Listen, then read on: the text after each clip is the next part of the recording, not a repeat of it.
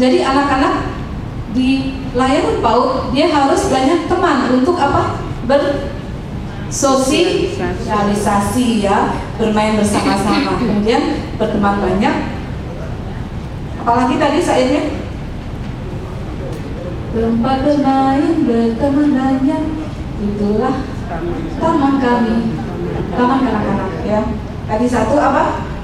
Boleh ada yang bisa merangkum makna dari lagu tadi? Makna dari tadi.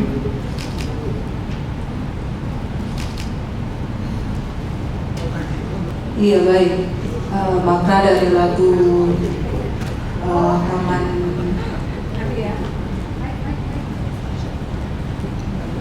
taman kanak-kanak yang tadi kita sudah lakukan bersama, bahwa taman kanak-kanak itu sangat menyenangkan buat anak-anak kecil.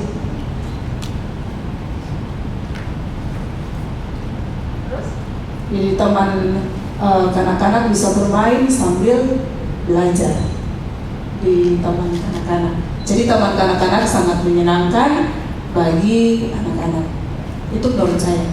Ya, izin, menurut saya suatu tempat yang disiapkan yang suasananya penuh ceria, canda tawa, agar anak-anak dapat senang untuk bermain dan belajar. Iya, terima kasih. Terima kasih, tepuk tangan buat kita semua. Sekarang kita boleh merefleksi diri kita. Apakah di kelas kita anak-anak sudah demikian? Apakah di kelas kita sudah mencerminkan lagu tadi? Taman yang indah, anak-anak bermain, bersenda-gurau, belajar melalui bermain ya, belajar melalui bermain. Sudah ada itu belum di kelas kita masing-masing? Coba kita jujur pada diri sendiri. Ada yang mau menyampaikan? Kira-kira saat ini di kelas kita seperti apa? Apakah sudah mencerminkan lagu tadi? Silakan.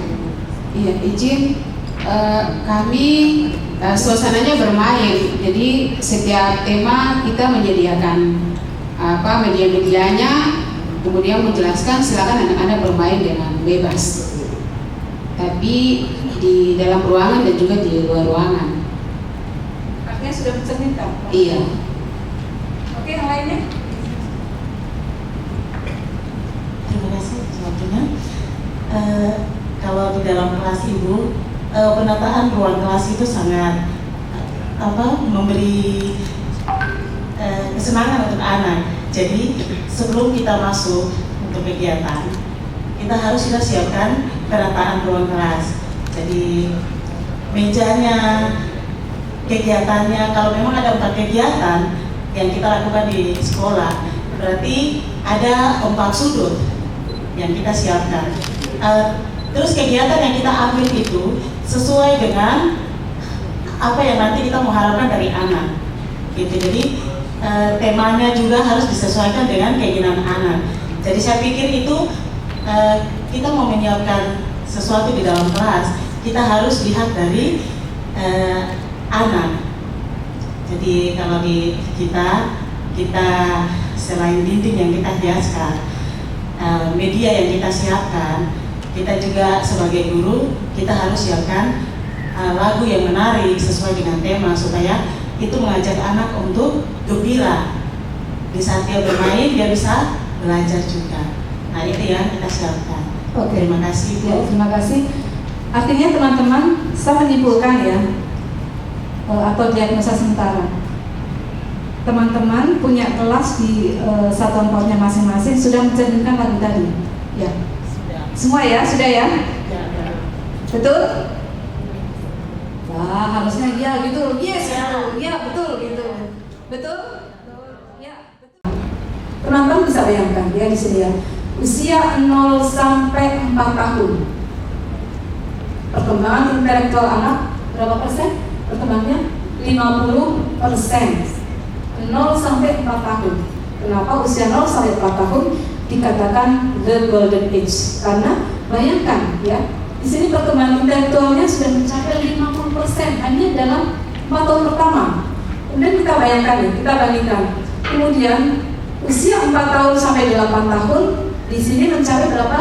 80%. Artinya ada tambahan 20% ya.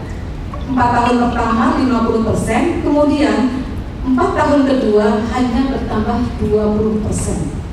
Dan selanjutnya pada usia 8 tahun sampai 18 akan mencapai 100%. Coba kita renungkan, 4 tahun pertama perkembangan intelektual anak akan berkembang 50%. Kemudian 4 tahun kedua hanya bertambah 20%, dan 10 tahun ya, 8 sampai 18, 10 tahun hanya bertambah berapa? Berapa? Tadi 50 ya, kemudian sampai 80 berarti hanya 20%. Bayangkan 10 tahun yang berikut hanya bertambah 20%, itu sampai usia 18 tahun. Artinya teman-teman, anak yang saat ini kita layani, yang kita asuh adalah ini masih mutiara yang luar biasa, yang sangat berharga, waktu yang sangat berharga, yang tidak boleh kita sia-siakan. Apalagi kalau sampai kita salah memberikan stimulasi atau kita salah memberikan layanan asuhan. Kalau pasien sakit, dokter melakukan malpraktek, yang meninggal hanya berapa? 1 pasien itu sendiri kan. Tapi kalau mau praktek dalam dunia pendidikan dalam paut ini, bayangkan 1 guru bisa membunuh sekian. Itu yang harus kita renungkan, teman-teman. Kalau mau prakteknya dokter, orang mati. Kalau anak usia dini, dari usia dini sampai dalam pertumbuhan berikut, sampai dia dewasa ya, remaja, dewasa sampai menjadi orang tua, dia akan salah terus. Siapa yang di sini yang berdosa? Jadi ada pepatah yang mengatakan ya, guru paut ini, kaki 2 ini, 1 ini ada di mana? Di pintu surga, dan 1 di pintu neraka. Kita tentu nggak mau masuk neraka. Nah, kenapa? Kita harus betul-betul melayani anak sesuai dengan yang seharusnya. Jika kita belum tahu, kita harus mencari tahu. Teman-teman yang sudah tahu tidak boleh malas tahu. Sama enaknya saja.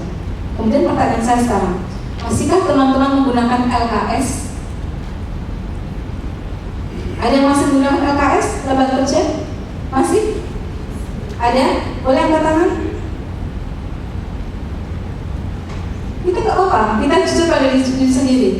Karena hasil dari akreditasi ataupun laporan dari asesor, saya dulu waktu itu masih bertugas asesor, pernah melakukan visitasi 99%,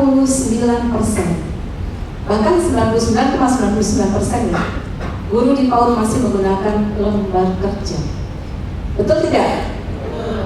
Artinya di sini belum taman bermain, ya, karena ada target, betul nggak? Target yang dicapai guru. Tidak boleh teman-teman, dalam PAUD tidak ada target, ya. Jadi pertumbuhan, perkembangan ataupun hasil yang akan kita terima atau hasil yang kita harapkan dari stimulasi kepada anak usia ini adalah dia akan bertumbuh dan berkembang sesuai dengan tahapan usianya, sesuai dengan kemampuannya, sesuai dengan karakteristiknya. Tidak ada yang sama, tidak boleh ada target ya. Ini poin yang penting ya teman-teman ya, kita sama-sama ingat, tidak boleh ada target dalam pendidikan anak usia dini. Ya, teman-teman kita melihat ini, ya. Di sini ini perumpamaan ya, jika sel-sel otak atau neuron ini jika mana yang dirangsang atau yang tidak dirangsang ya. Jadi masa peka belajar anak dimulai dari anak dalam kandungan sampai 1000 hari pertama kehidupannya. Dalam kandungan, ibu yang mengandung harus selalu berkata baik, berucap baik, berpikir baik. Ada tidak ibu yang hamil senangnya ngerumpi, ini loh, ini suamiku, ini bla bla bla. Ada tidak seperti itu? Dia nggak sadar. Anak yang di sini dia udah tahu, ya. Nanti ketika anak lahir Coba teman-teman buktikan ya, tapi jangan yang masih muda yang mau hamil boleh buktikan. Tapi yang baik ya, artinya kalau yang positif terus, kalau yang Kristen sering membaca Alkitab, ya, firman, berkata yang baik-baik, ayahnya suka mengelus-ngelus perutnya dengan kata-kata sayang, tidak ada pertengkaran di dalam rumah. Saya yakin insya Allah anak laki akan menjadi anak yang hebat. Kita harus percaya, karena apa? Anak atau janin di rahim ini ketika sudah berusia 4 bulan, yang pertama kali Tuhan berikan apa? Kemampuan apa? Mendengar, ya, kemampuan mendengar. Jadi dia tahu sekali apa yang dia rasakan. Kalau ibunya sedih, sering berkelahi dengan bapaknya, mungkin dipukul segala macam, aduh, saya nggak bisa bayangkan anak itu nanti seperti apa. Tapi jangan dikira hanya di dalam kandungan, teman-teman. Ada nggak guru yang misalnya saat istirahat harusnya mungkin ngeliatin anak-anak di luar, berunding sama orang tuanya? Ada nggak yang begitu? Anak juga akan melihat, karena model, ya, guru ini adalah model bagi anak. Dia akan melihat apa yang orang lakukan. Anak nanti bisa protes. Misalnya ya, kita sikap kita sudah sampaikan kepada anak-anak, sayang, kalau kita makan kita duduk ya, minum juga duduk. Tapi kita sendiri tanpa sadar minum sambil jalan. Satu saat, ini bukan cerita ya, ini fakta. Satu saat, ketika anak sudah mau makan, ayo semua pada duduk ya. Kalau boleh tidak, kalau minum tidak boleh sambil jalan. Guru kemarin minum sambil jalan loh. Itu gimana coba? Sebagai seorang guru, seorang pendidik yang digugu dan ditiru sebagai model bagi anak. Itu yang maksud saya, sepertinya hal yang kecil tapi bukan hal yang sepele, ya. Untuk itu mulai dari hal yang kecil, mulai dari diri sendiri. Kita tidak usah mengajak yang lain dulu. Kita sendiri dulu, ya. Kita akan menjadi guru yang hebat. Setelah itu kita akan mengajak teman-teman yang lain. Nah, teman-teman, Tuhan sangat sayang ya, sangat baik ya, ketika anak lahir sudah mempunyai 100 sampai 200 miliar neuron, ya, sel saraf yang sudah melakukan sambungan antar sel. Nah, inilah tadi yang dikatakan, jika potensi ya yang Tuhan berikan kepada setiap anak, tidak dibedakan anak manapun dari suku manapun, ya, semua sama. Tapi karena kesalahan dari orang tua ataupun guru, salah menstimulasi, ya, salah pendidik mereka, ini semua akan sia-sia. Potensi tadi tidak akan berkembang. Atau sebaliknya, jika terjadi anak yang punya banyak potensi tapi tidak pernah distimulasi atau dibiarkan saja, sama juga akan terjadi stuck, ya. Ibaratnya tumbuhan, dia ditanam tapi dibiarkan saja, tidak pernah dilihat, tidak pernah diberikan mungkin pupuk atau mungkin air. Lama-lama seperti apa? Akan meninggal, mati. Kita umpamakan, teman-teman, anak-anak itu seperti tanaman. Jadi kita sebagai guru PAUD ini adalah kita menyiapkan lahan, ya. Tanahnya sudah kita campur, kita sudah sisihkan mungkin kerikil atau benda-benda yang kira-kira akan menghambat perkembangannya, pertumbuhannya. Kemudian kita berikan, kita semai pupuknya, sudah siap, kita akan tanam bibitnya dan kita akan jaga terus pertumbuhannya, ya. Kita beri pupuk, kita siram lagi. Inilah sejatinya guru-guru terhadap anak usia dini, ya, seperti itu. Mereka adalah tanaman kita, yang kita yang semai. Kita tidak sendiri tentunya dengan orang tua. Nah, ini paling mengerikan ya, teman-teman, ya. Dengan satu gentakan saja 1 miliar sel otak akan rusak. Saat ini masih ada nggak guru yang bentak anak? Diam, berisik. Ada nggak yang begitu? Masih? Atau mata menyala? Ya. Sepertinya dia merasa ini mata menyala. Sama ya, karena itu anak takut. Ya, masih masih ada yang mulai sekarang jangan lagi ya teman-teman, sampaikan ke teman-teman yang lain, mungkin bukan kita yang di sini ya, yang di luar sana ya, tidak boleh ya. Jangan kita membentak anak kita. Bayangkan potensi yang sudah banyak begini, lama-lama habis ya. Tiap hari kita bentak, kita takut-takutin, awas kalau mau makan tangkap polisi, ada suami dan lain-lain. Itu jangan ya. Itu mungkin zaman mbah-mbah, nenek-nenek, kakek zaman dulu. Jadi perkembangan pendidikan ini juga mengikuti perkembangan zaman, teman-teman.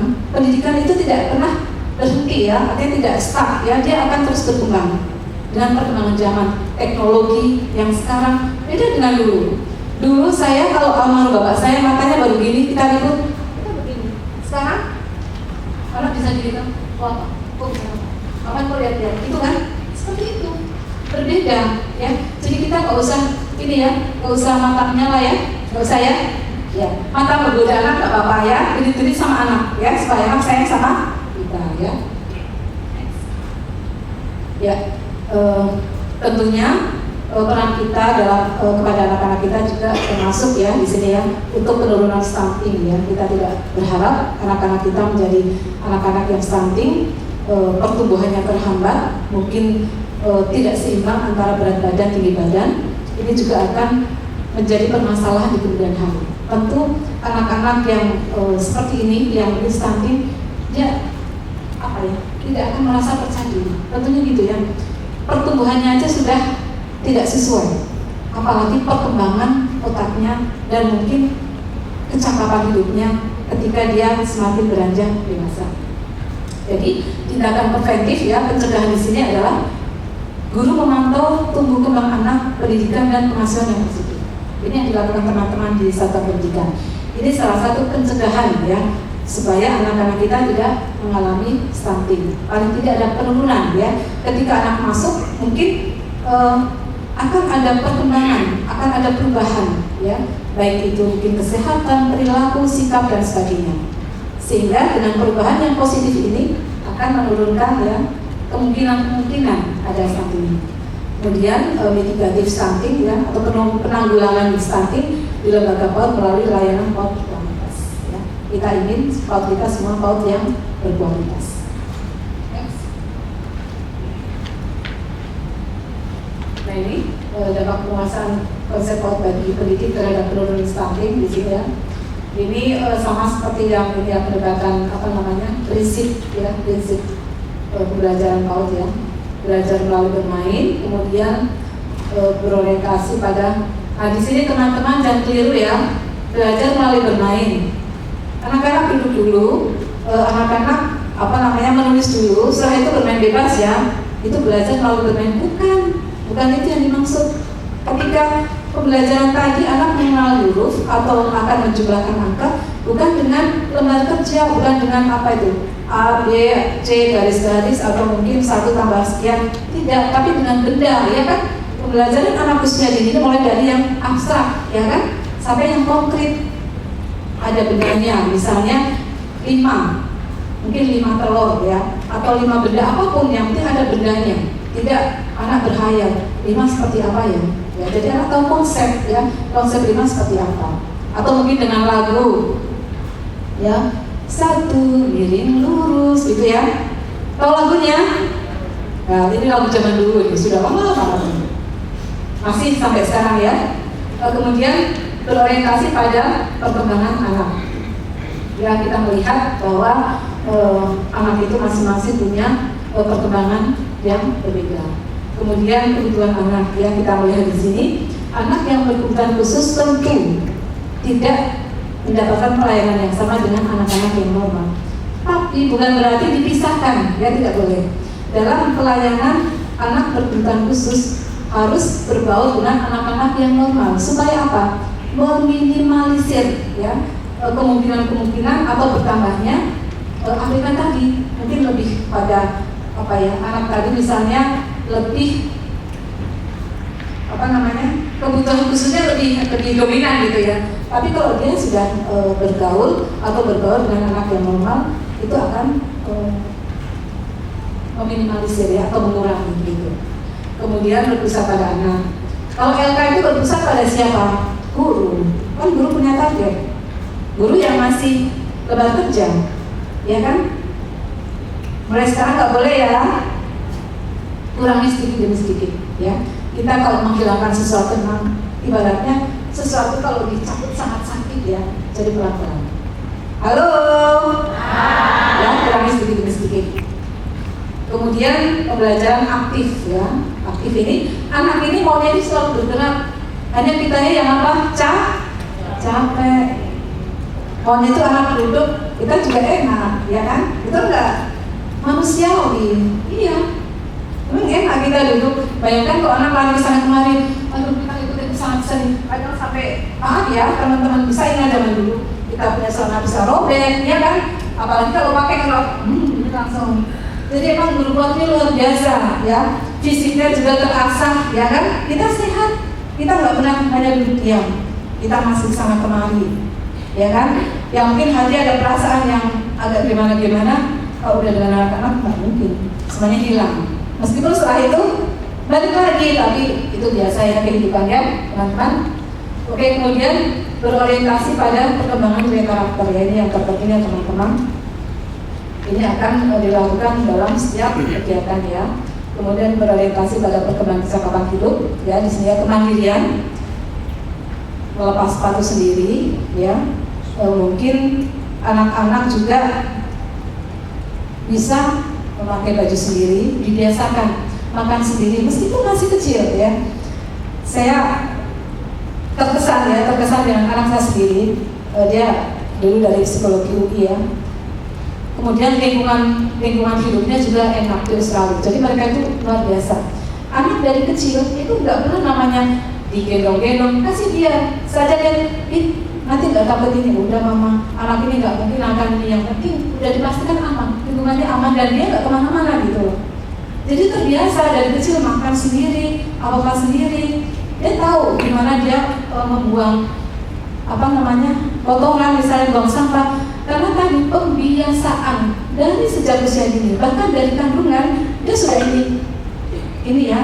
Mami sekarang kesini, ini ada ini. Jadi rupanya anak itu tahu ya sampai dia besarnya, sampai dia lahir, kemudian dibiasakan dengan pembiasaan tadi yang tidak pernah terputus. Rupanya ya akan tertanam di dalam tadi. Dia tahu gitu loh. Kemudian dia tahu jam, dia mau pup jam berapa, pipisnya jam berapa, tahu semua. Tapi ini memang betul-betul ibu yang betul-betul ibu full ya, tidak yang dengan bekerja itu tidak bisa. Ini yang betul-betul mengasuh sendiri. Nah, bagaimana guru? Nah, guru komunikasi dengan orang tua ya. Cucu saya juga gitu yang sudah sekolah, dia akan bisa menyampaikan ke guru ya. Kelihatannya diam, ternyata tidak. Memang anak itu kan ada yang pembawaan ya, orang bilang pembawaan itu apa? Dia bisa dari genetika ya. Bapaknya pendiam, dia ikut pendiam. Tapi bukan berarti dia tidak bisa bicara. Dia bisa mengungkapkan semua yang dia inginkan atau yang guru mau, dia bisa, tapi dia memang pendiam gitu. Ada kan anak-anak seperti itu ya, yang pembawaannya pendiam, yang cerewet, yang usil. Emang ya itu anak ya, jadi anak itu unik ya, seperti itu, bermacam-macam lah. Kemudian didukung lingkungan yang kondusif ya, ini terpentingnya teman-teman. Anak itu merasa aman, nyaman ya. Kemudian pembelajaran demokratis ya. Anak-anak kita berikan pilihan ya.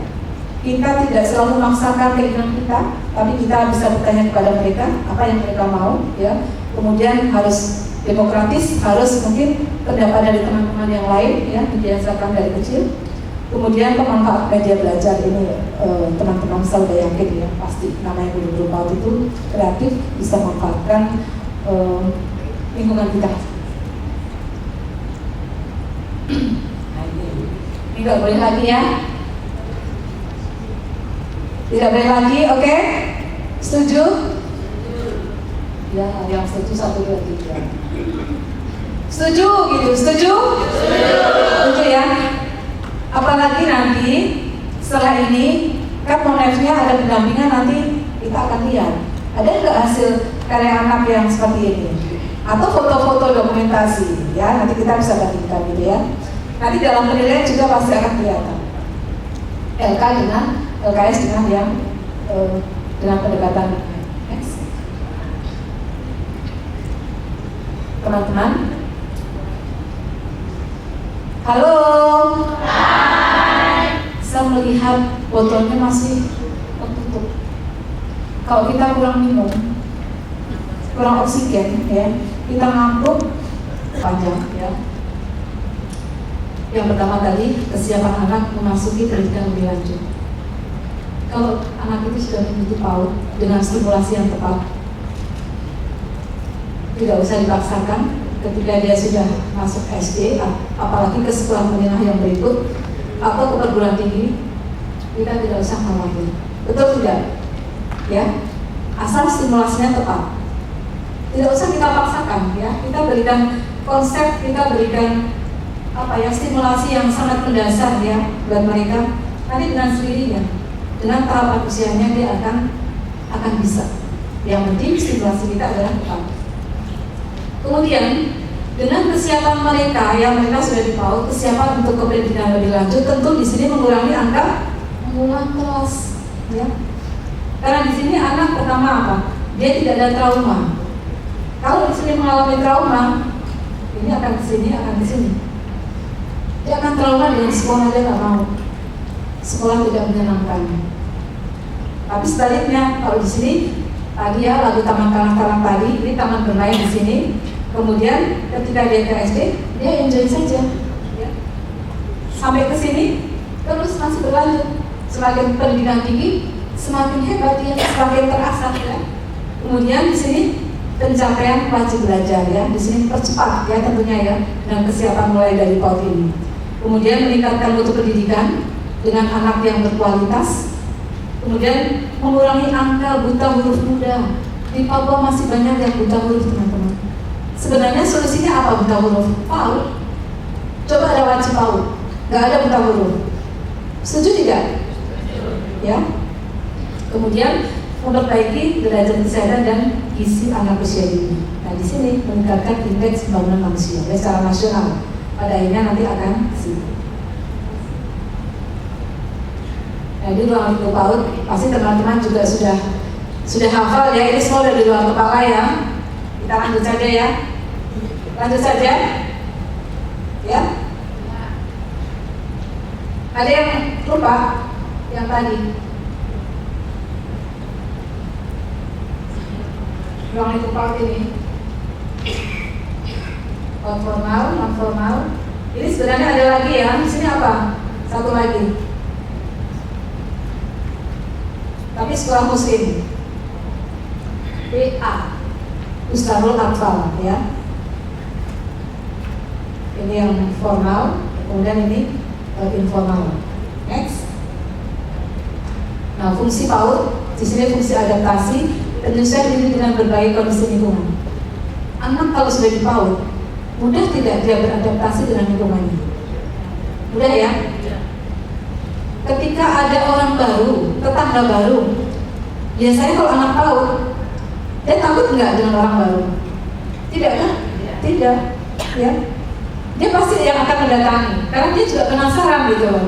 Dia ingin mencari teman sebanyak-banyaknya, ya. Kemudian yang berikut, fungsi sosialisasi, ya, keterampilan sosial di sini, pergaulan dan kehidupan sehari-hari. Anak bersosialisasi dengan teman-temannya, dengan lingkungannya, dengan gurunya, ya. Fungsi dari PAUD itu sendiri, ya. Di sekolah, anak tidak sendiri, banyak teman yang baru, bahkan mungkin orang tuanya, teman-temannya, ya. Dia bisa bersosialisasi. Mungkin ada tamu datang, misalnya ada dokter datang atau ada suster, atau mungkin ketika puncak tema mau kemana, dia mudah bersosialisasi dengan siapapun. Ketika naik bis, dengan ada supirnya, dia mungkin malah yang menyapa, halo supir, itu enggak. Tapi kalau yang nggak melalui PAUD, ya nggak akan mengalami ini, tidak akan melalui proses yang tepat ini, ya. Kemudian fungsi bermain, ya. Selalu dikatakan teman-teman bahwa anak usia dini belajar melalui bermain. Apa saja, belajar apa saja, semua melalui bermain. ya. Kemudian fungsi pengembangan di sini pengembangan berbagai potensi anak. Teman-teman guru ketika mengetahui anak-anaknya punya bakat, punya talenta, punya kecerdasan masing-masing. Guru tahu tidak? Guru berubah bisa melihat itu kan? Si A punya bakat apa? Betul nggak? Udah kelihatan sejak usia dini. Nah di sinilah guru tidak boleh salah, ya, tidak boleh salah ketika guru mendiagnosa ya, wah anak ini kan, guru mendiagnosa anak ini pintar dia punya kecerdasan musik misalnya, kecerdasan seninya tinggi. Oh anak ini senang menyanyi, anak ini lincah. Kan kita bisa lihat ya, kalau gerakan orang, misalnya orang menari dengan gerakan yang kaku dengan yang lincah pasti kelihatan. Kita bisa melihat itu bakatnya di situ. Ketika ada gerak dan lagu, ada musik, dia pas ya ritmenya, tidak apa ya. Kalau orang yang nggak punya jiwa seni, apa ya, musiknya ke kanan, geraknya ke kiri ya, begitu ya. Jadi itu salah satu diagnosa ya, guru melihat ya, mendiagnosa berdasarkan beberapa indikator yang guru lihat pada kegiatan anak. Kemudian di sini ya, ini persepsi yang keliru ya teman-teman. Bermain itu menghabiskan waktu, uang percuma, kotor-kotor, tidak belajar dan lain-lain ya. Orang tua jarang bermain bersama anak, orang tua jarang membuat alat main bersama anak. Ini betul ya di sini ya, masih banyak ya, ini ya masih banyak ya. Nah, guru harus luruskan pandangan yang keliru ini ya. Kita harus luruskan bahwa ketika anak berkotor-kotor ya, dia itu belajar main lumpur misalnya, main pasir. Ya memang dia belajar, dia melalui itu gitu loh. Bisa membedakan tekstur halus, tekstur kasar, kemudian meremas ya, membentuk sesuatu ya, merangsang dia punya motorik halusnya. Nah, kalau kita bisa menyampaikan atau memberikan pemahaman kepada orang tua, sangat bagus. Tapi kadang ya saya menyadari karena pernah mengalami, tidak semudah itu orang tua bisa menerima ya. Kadang yang penting kan anak itu bisa membaca, menulis, berhitung. Nanti di SD langsung diterima di sekolah yang favorit. Nanti ada bahasa Inggrisnya dan sebagainya.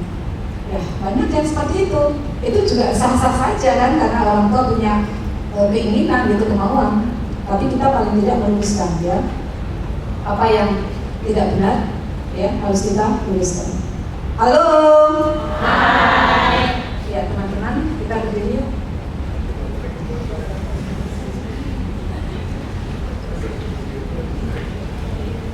Ya kita sedikit ini ya, yang pinggangnya sudah mulai.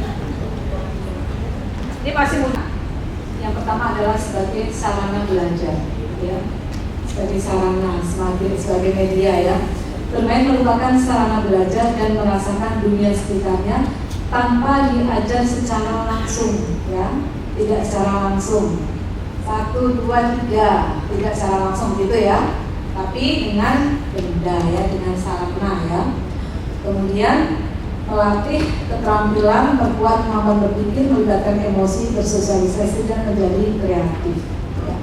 Anak kita berikan mainan saja, dia pasti sudah punya ide yang luar biasa. Ide dia akan semakin berkembang ya dengan melihat benda-benda yang disiapkan oleh gurunya. Jadi akan semakin meningkatkan kreativitas dia. Ya.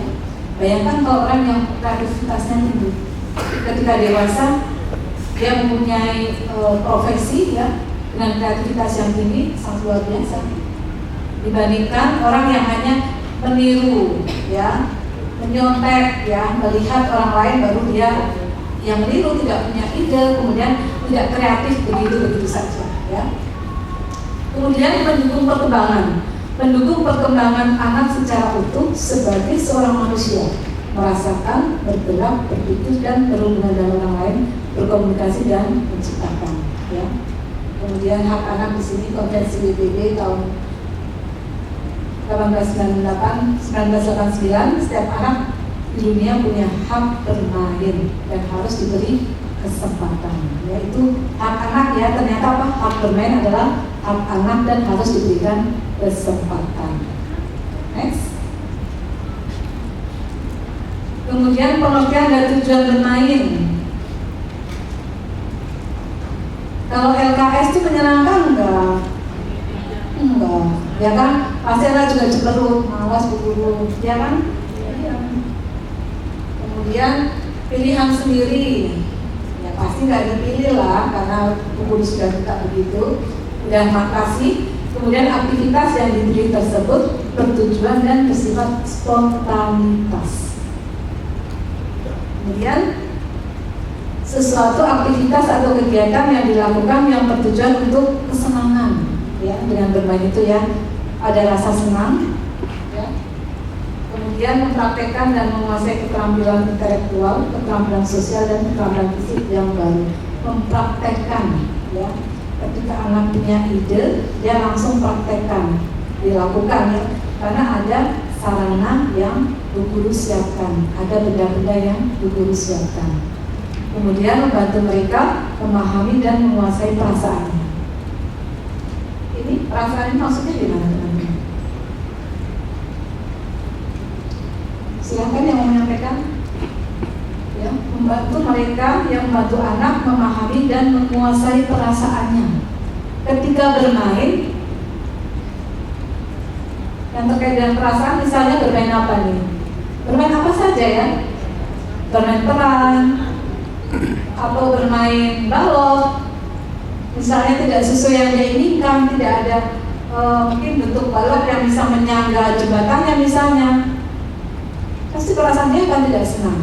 Atau sebaliknya, dia bangga ya, dia bahagia ketika dia punya kreativitas, dia punya pekerjaan selesai, proyeknya selesai misalnya, dengan temannya membuat atau menyusun balok ya.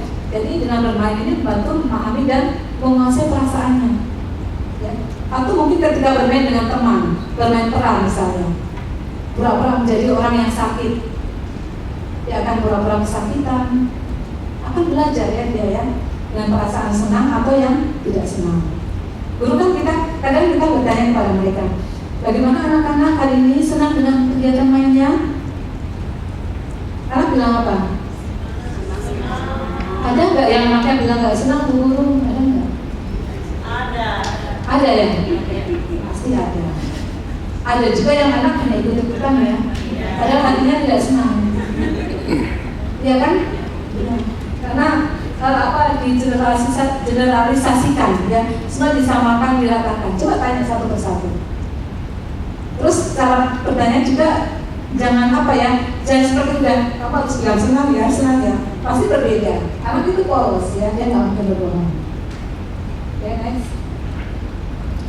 Kemudian fungsi bermain dari berbagai teori energi siklus ya, menyalurkan kelebihan energi, mengecas energi ototnya sehingga ia merasa tenang ya. Beberapa teori ya teman-teman, kita lanjut saja. Next. Kemudian manfaat atau nilai bermain bagi anak. Bermain mendukung berbagai dimensi perkembangan sosial di sini ya, kemampuan untuk bersama orang lain, bekerja sama dalam aktivitas memberi dan menerima. Ini kegiatan apa misalnya ya? Anak bermain apa? Kegiatan bermain apa di sini nih? Untuk perkembangan sosialnya? Bermain peran ya. Misalnya peran apa? Judulnya apa? Temanya apa misalnya? Memasak. Boleh? Di sini ada satu yang menyampaikan misalnya gini. Perkembangan sosial ini, kemampuan untuk bersama orang lain dan seterusnya ini, kegiatan mainnya apa? Kemudian kenapa, indikatornya apa? Kok anak merasa seperti itu?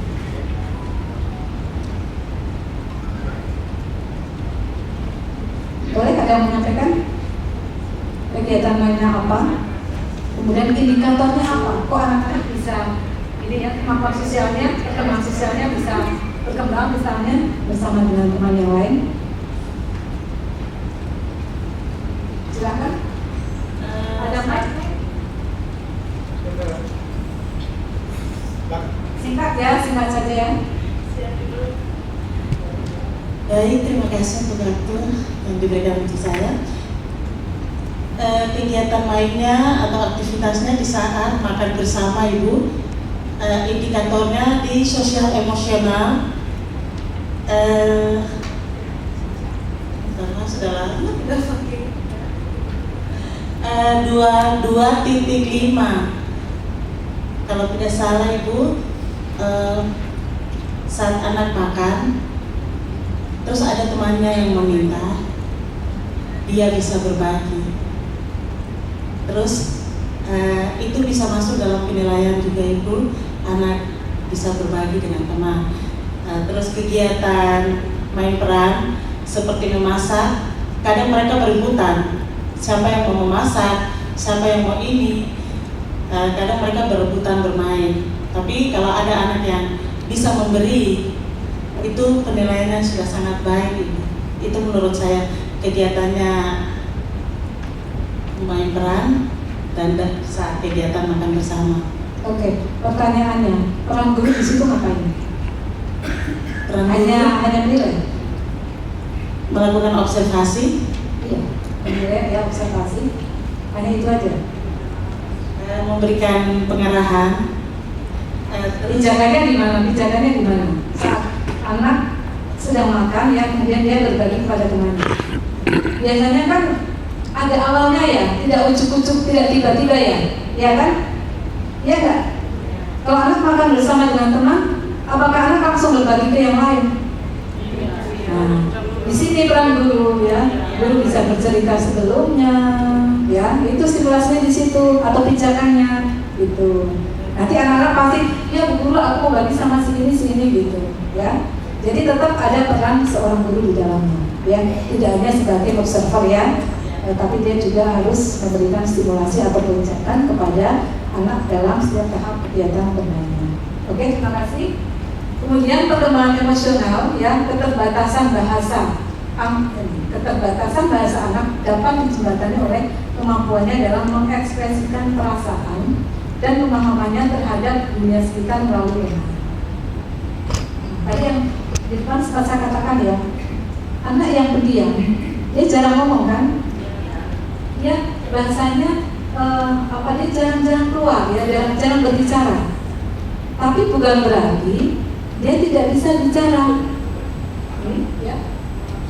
Dia bisa ekspresikan dengan perasaannya, kemudian dalam bermain ini. Misalnya seperti apa?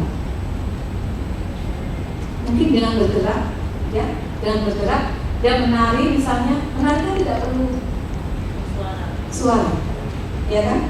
Atau mungkin dengan gerakan atau dengan ekspresi, ya. Dengan kegiatan lain, misalnya main peran lah yang mudah ya, anak bisa berekspresi tanpa dia harus mengucapkan bahasa, gitu ya. Karena kembali lagi, saya ingat dulu ya, lingkungan sangat berpengaruh ya untuk perkembangan intelektual atau mungkin kecerdasan atau perkembangan anak-anak kita.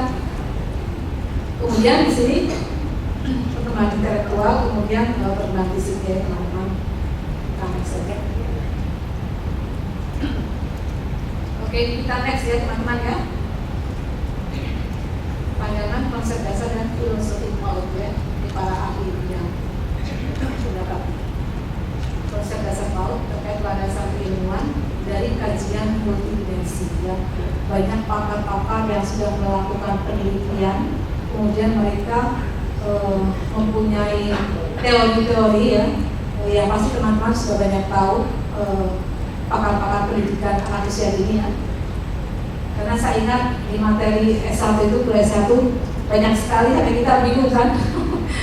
Mungkin di Blites itu, Blites nggak banyak ya, tapi kan ada. Kadang sebenarnya kita kadang tahu gitu, tapi karena banyak yang harus kita pelajari, banyak yang harus kita ingat ya. Ingatan kita kan kadang juga terbatas ya dari kita. Kemudian filosofi Paul terkait keyakinan hasil pemikiran yang mendalam.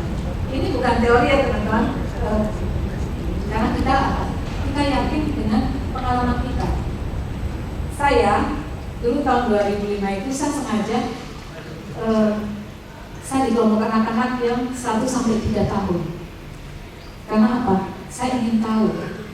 Saya punya pendidikan tidak linear, bukan S1 PAUD, tapi saya punya sertifikat dan lain-lain. Kalau dikonversikan sudah lebih dari itu. Kemudian saya punya sertifikat itu kan menjadi portofolio ya.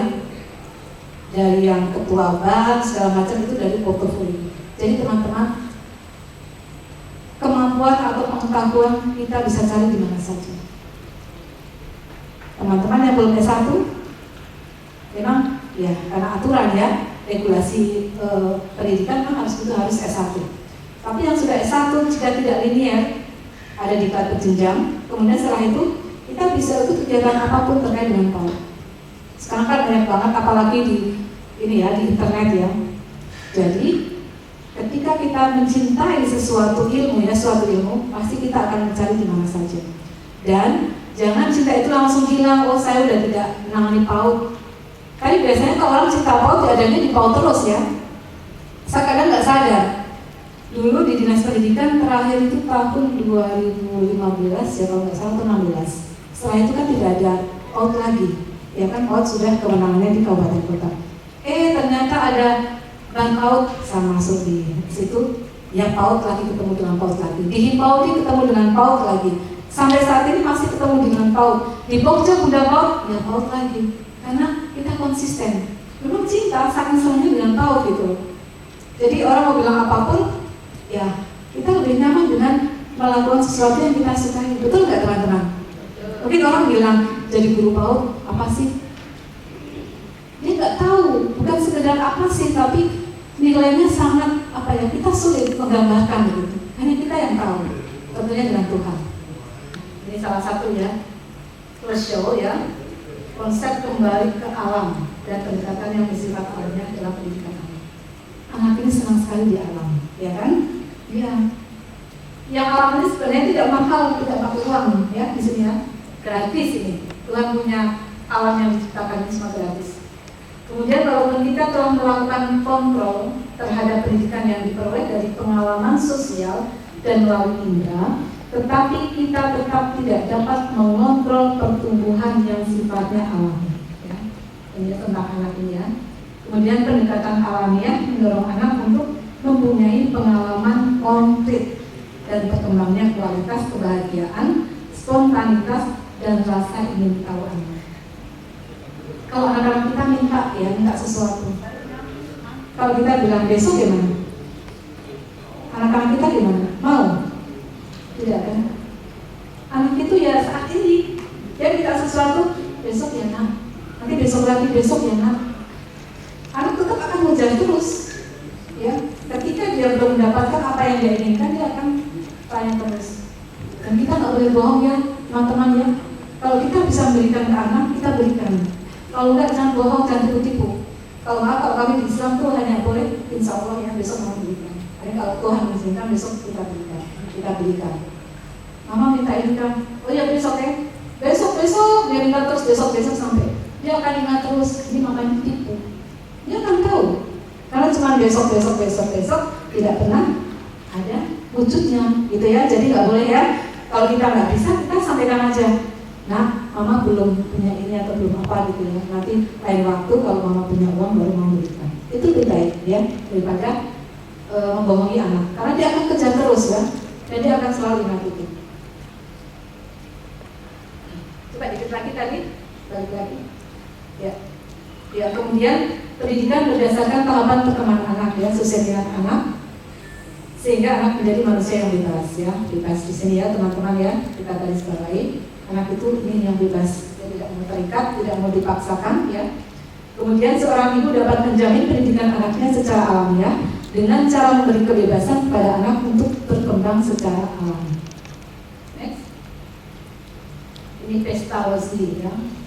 Setiap orang punya hak yang sama dalam pendidikan untuk mengembangkan potensi moral dan intelektual. Siapapun ya punya hak ya. Kemudian pentingnya peran ibu di usia dini. Teramat sangat ya. Peran seorang ibu sangat penting ya di usia dini. Kemudian mempertimbangkan perbedaan masing-masing anak dalam mengembangkan aktivitas ya. Artinya kita mengetahui karakteristik masing-masing anak ya. Kemudian pengembangan intelektual, fisik dan moral sama pentingnya dalam pendidikan. Pentingnya pengalaman nyata atau konkret ya, seperti menghitung, mengukur, merasakan dan menyentuh ya. Konkret ya, pengalaman nyata ya. Dia melihat mungkin kertasnya, melihat uangnya ya, tidak menghitung sambil 1, 2, 3 menghafal gitu ya, bukan ya. Kemudian landasan utama metode pembelajaran adalah observasi dan bahasa. Artinya apa? Komunikasi ya, observasi. Guru adalah sebagai observer ya, dia mengamati kegiatan yang dilakukan oleh anak dan dengan komunikasi komunikasi tadi tentunya dalam hal guru berikan pijakan atau scaffolding dalam tahapan kegiatan main anak. Next. Problem, namanya panjang ya. Berpembawaan baik, innate goodness dan berpotensi, kreatif potensial, fase sangat berharga dan dapat dibentuk dalam periode kehidupan manusia. Ya, ini fase yang sangat berharga dan dapat dibentuk. Anak itu sangat berharga dan dapat kita bentuk, betul tidak? Iya, karena masih apa ya? Ibaratnya masih ya, ibaratnya kertas putih ya, masih asli, masih suci ya.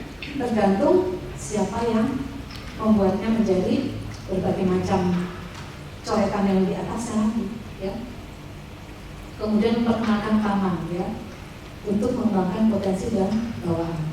Pendidikan selaras dengan perkembangan anak dalam satu kesatuan yang utuh. Pendidikan TK harus mengikuti sifat dan karakteristik anak. Pentingnya peran bermain bagi perkembangan anak usia dini, kegiatan aktivitas seni, games, permainan jari, lagu-lagu, balok, cerita, dan kerajinan tangan. Next. Maria Montessori ya. Kita next saja ya. Vygotsky. Next. Ayo teman-teman baca aja. Lanjut. Anak dalam belajar menggunakan pembelajaran kooperatif dan bentuk pembelajaran sosial lainnya. Kalau di sini ada kata sosial, berarti anak tidak sendiri, ya kan? Bagaimana guru membiasakan anak bersosialisasi, bermain tidak sendiri, ya, bermain dengan teman yang lain, atau saling berkomunikasi untuk mengembangkan aspek bahasanya. Dengan bercerita, ya, atau mendongeng akan sangat menstimulasi ya perkembangan bahasa anak. Next. Nah, ini bapak kita ya, Ki Hajar Dewantara. Pengajaran harus memberikan pengetahuan yang berfaedah lahir dan batin serta dapat memerdekakan diri. Pada akhirnya saat ini pembelajaran juga pendekatan apa? Kurikulumnya merdeka. Karena sesungguhnya memang kita ini semua mau merdeka, ya kan? Bukan apa merdeka ya, seperti itu ya. Ya. Jadi anak juga mau merdeka, ya. Kita orang tua, kita juga mau merdeka. Artinya apa? Kita tidak di bawah tekanan, tidak apa ya, tidak di bawah, tidak diintimidasi, tapi kita punya hak kebebasan, itu kan? Selama kebebasan tadi tidak bertentangan dengan norma yang ada, gitu ya. Nah, di sini ini berfaedah lahir dan batin. Jadi bukan hanya di fisiknya, tapi psikisnya, jiwa, ya. Kita atau anak kita dengan pendidikan ini akan merasa hatinya senang, ya, atau hatinya tenang, nyaman. Bagaimana kalau orang tua yang galak, orang tua yang keras, yang kasar, atau guru yang galak, yang mata menyala tadi, bagaimana anak-anaknya? Tidak akan merasakan ini, ya. Batinnya dia akan tertekan, tidak suka. Dan biasanya mama saya malas besok sekolah lagi, saya malas. Tapi sebaliknya, kalau dia merasakan ini, ya, betul-betul pendidikan pengajarannya sampai ke sini ke lahir batin, justru anak nggak mau pulang, ya kan? Kita semua pasti pernah merasakan, mengalami ya. Anak-anak nggak mau disebut orang tuanya, semuanya sama bunda saja. Padahal bundanya udah capek nih, tapi ya kita harus kuat-kuatin ya. Memang berbuat ini luar biasa, pintar bermain peran. Kita udah capek setengah mati, tapi optimal. Ini semua anak ya. Kemudian kita Tuhan, unsur badan kasar atau jasmani dan badan halus atau rohani. Ini bukan makhluk halus ya, badan halus ya, atau rohani ya, psikis jiwa kita ya. Anak lahir dengan kodrat atau pembawaan masing-masing, baik atau buruk. Pendidikan bertujuan untuk mendidik. Ini ya teman-teman. Anak lahir dengan kodrat itu takdir ya, takdir Tuhan dengan pembawaan masing-masing. Mungkin anak dilahirkan oleh orang tua yang maaf misalnya ekonominya tidak kurang baik, kemudian juga ditakdirkan orang tua ini orang tua yang kasar misalnya. Tapi sesungguhnya anak ini bisa dituntun ya dengan pendidikan. Kita bisa menuntut mereka, kita bisa merubah mereka dengan hal-hal yang positif tentunya. 1-7 tahun, contoh dan kebiasaan dan adab yang baik. Kadang orang berpikir, saya punya anak mungkin mau sekolah yang tinggi, jadi dokter, jadi profesi-profesi yang luar biasa gitu ya, banker, jadi manajer mungkin perusahaan asing yang besar dan luar biasa. Sesungguhnya bukan itu ya teman-teman. Mungkin ketika kita sudah menjadi orang tua, kita baru tersadar bahwa adab yang baik, ya, pendidikan karakter itu yang terutama. Bisa dibayangkan ya, kita sudah, saya jadi orang tua. Anak saya misalnya jadi orang semua ya, jadi orang semua, kemudian dengan kehidupan yang luar biasa, tapi dia tidak punya adab yang baik atau tidak punya karakter yang baik. Kita kalau adab dan karakter berarti kita condong ke hal yang positif, kepada ketaatan kepada Tuhan. Betul tidak? Kalau anak kita sudah jadi orang hebat-hebat, dia tidak takut Tuhan gimana? Kita suka tidak? Tidak. Nanti kalau kita masih muda ya teman-teman yang masih muda belum terlalu, tapi ketika sudah menjadi orang tua kayak saya bersyukur. Keempat anak saya dari SMP semua masuk di pondok pesantren, tapi bukan yang ini ya, tapi yang modern. Jadi pendidikan dunianya dapat, pendidikan untuk kehidupan setelah dunia juga dapat. Jadi saya bersyukur ketika dia ada yang sudah berhasil, yang masih kuliah, yang masih tidak merepotkan orang tua. Iya, saya bersyukur di situ, ya. Dan kita nggak pernah mendengar kata-kata yang hal-hal yang negatif.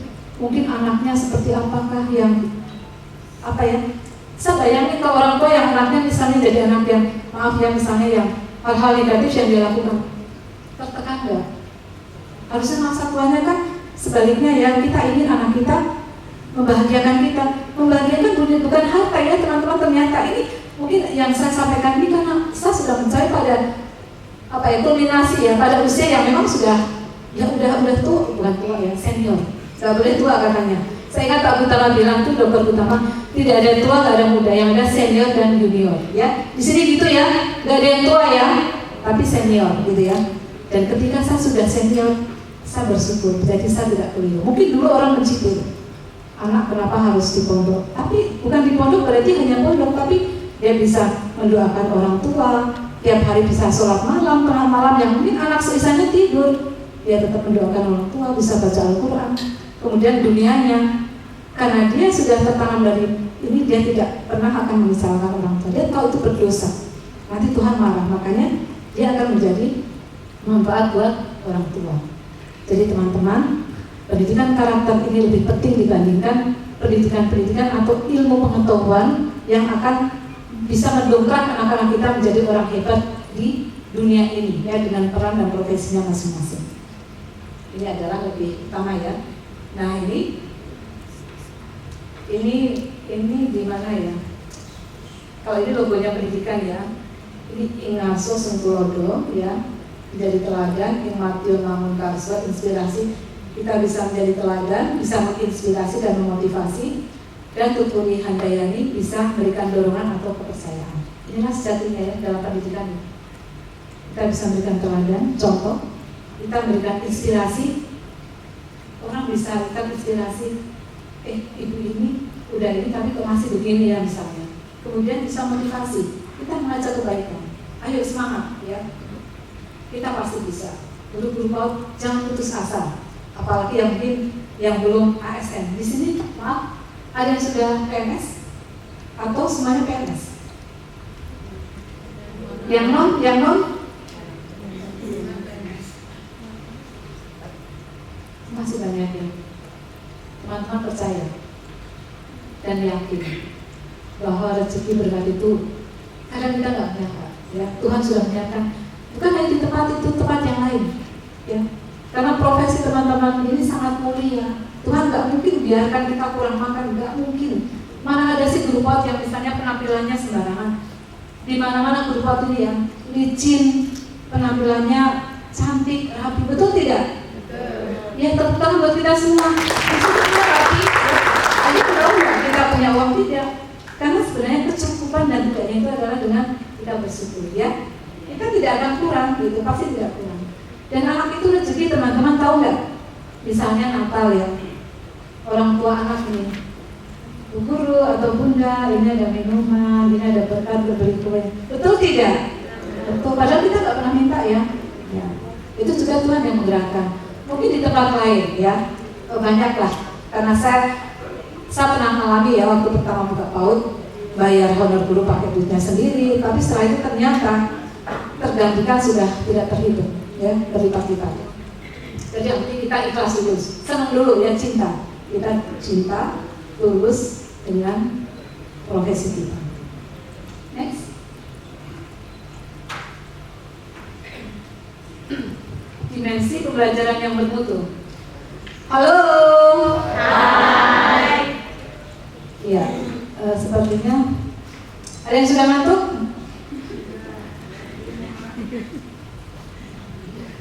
Oh, break ya. Snack. Sudah snack. Ya teman-teman, ini teman-teman boleh sambil bergantian ya, ambil minum, makan, kembali ke mejanya, bawa ke meja bawah. Silakan. Silakan bergantian. Mungkin dari yang belakang dulu ya, biar kita bergantian. Bergantian juga cepat ya, supaya teman yang lain segera bisa berdiskusi. Agak cepat ya teman-teman. Ya tidak ngantuk. Tidak ada hasilnya juga. Jadi memang keamanan ini seharusnya bukan hanya tanggung jawab itu sendiri, tapi kan juga dengan lingkungan. Ya. Lingkungan sampai Pak RT teriak-teriak, tapi kita tahu ya lingkungan blok 9 ya, artinya ya tanda kutip ya lingkungan rawan begitu. Jadi yang dimaksud di sini adalah aman, kondusif dalam lingkungan bermain anak. Kemudian materi dan kegiatan bermain yang berfokus ke anak ya. Artinya di sini tidak ada LKS ya. Kemudian kurikulum mengacu pada K13. Kemudian penilaian yang objektif, pelibatan orang tua dan masyarakat. Ya di sini harus ada pelibatan orang tua dan masyarakat ya.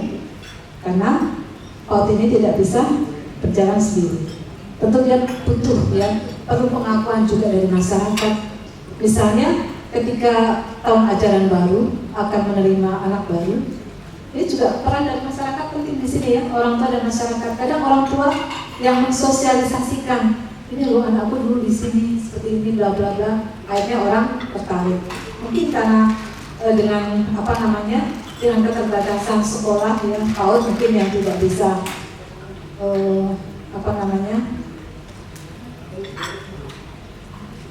promosi gitu ya, melakukan promosi misalnya untuk merekrut anak-anak supaya pada masuk ke situ, bisa jadi hanya dengan sosialisasi dari mulut ke mulut ya, dari orang tua atau mungkin masyarakat sekitar kita. Next. Ya, guru PAUD terbutuh nih teman-teman.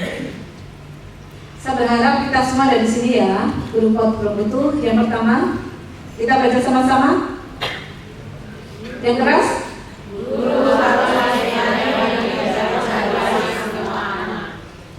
Kita semua sudah melakukan ini? Sudah ya. Kita sudah menyayangi anak-anak ya semua ya. Kita sudah menghargai belum? Sudah menghargai anak-anak kita belum? Sudah ya. Kemudian yang berikut,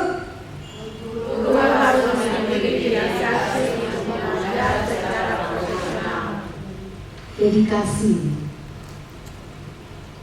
mengajar secara profesional. Maksudnya apa? Secara profesional. Dedikasi mengajar secara profesional. Sesuai dengan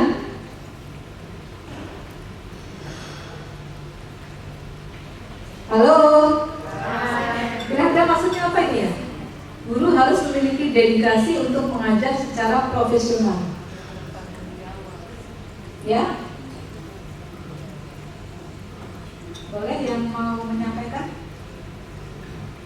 Dedikasi mengajar secara profesional. Tanggung jawab? Ya, bertanggung jawab juga masuk. Terus?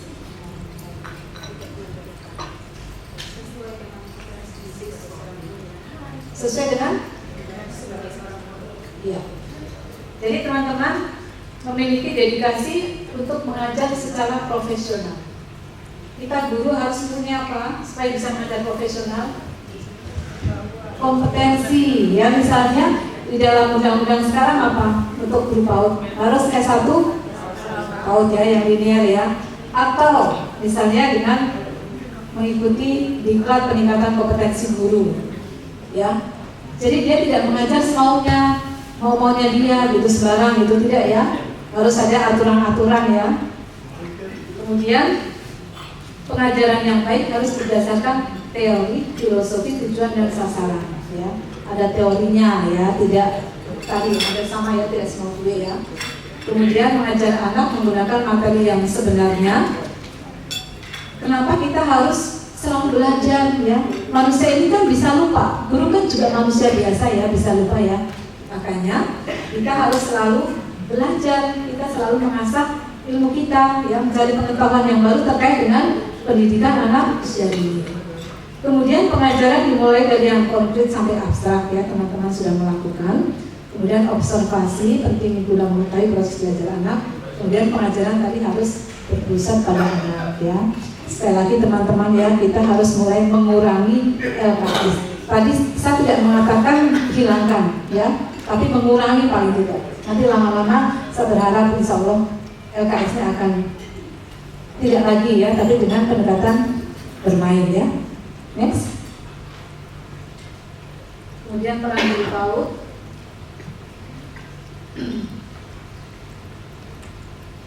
Sebagai pengelola kelompok, kemudian sebagai pendidik dan fasilitator ya. Kita next saja ya, nanti ada sendiri untuk etika karakter karena waktu kita juga terbatas ya, teman-teman nanti baca sendiri ya. Kemudian untuk kaitan yang berkaitan dengan orang tua, bagaimana PAUD harus bekerjasama dengan orang tua ya, bahwa keluarga merupakan lembaga yang paling penting dalam pendidikan dan pengembangan anak ya. Guru tidak bisa sendiri. Ketika dulu memberikan stimulasi anak di sekolah, guru harus berkomunikasi dengan orang tua. Mungkin perkembangan yang sudah dicapai anak di rumah seperti apa, atau pembiasaan dia seperti apa, atau dia punya hobi seperti apa ya, atau mungkin dia punya apa ya, misalnya kebiasaan jeleknya ya, karena mungkin di rumah menjadi anak tunggal misalnya. Jadi guru harus tahu karakteristik anak tersebut ya, tentunya harus ada informasi dari orang tua. Kemudian bagaimana cara menanganinya? Tentu bukan guru sendiri ya, dengan orang tua tadi ya. Kemudian orang tua adalah pendidik utama dan pertama bagi anak. Nah, teman-teman, ini tugas teman-teman ya, refleksi dan berbagi. Konsep-konsep apa sajakah yang harus atau yang masih perlu diperbaiki dari para guru di lapangan dalam praktek PAUD? Ini anggap saja guru itu ya diri kita sendiri ya, dalam proses pembelajaran di sekolah kita masing-masing ya. Identifikasi ya, kemudian contohnya apa saja, kemudian cara memperbaikinya seperti apa. Teman-teman boleh foto ini ya, kerja kelompok ya, 5 kelompok tadi. Boleh difoto silakan ya.